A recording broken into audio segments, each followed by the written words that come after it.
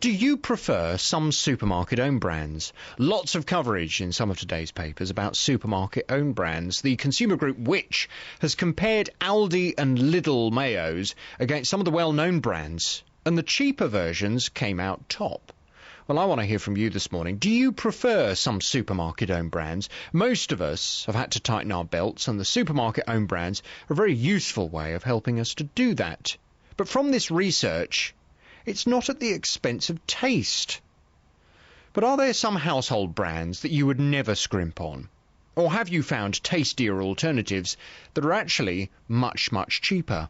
08459 455 555. Do you prefer some supermarket-owned brands? What are you prepared to buy a supermarket-owned brand of?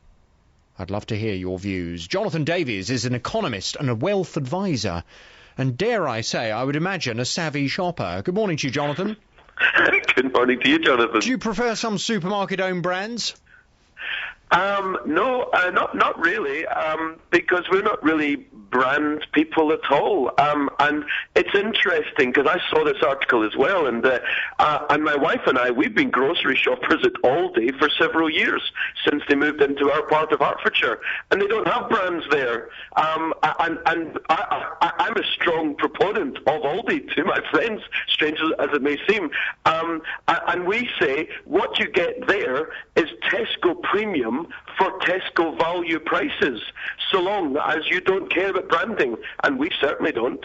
But how do you know that that's the case? Because, you know, surely you get what you pay for in life, don't you? And if a brand is charging more money for a product, then the chances are it's because they've put more work into that product. Well, you'd certainly expect so, and that's what the marketing people want you to believe. Because let's face it, the bulk of the price of a branded product is the marketing. You must know, of course, how expensive it is to go on television. And that's where the bulk of the cost, the added value in the product is. There is, therefore, perceived value in such a product. That doesn't mean that there is actual value. And you say, how do I know? Well, all I can tell you is my personal taste.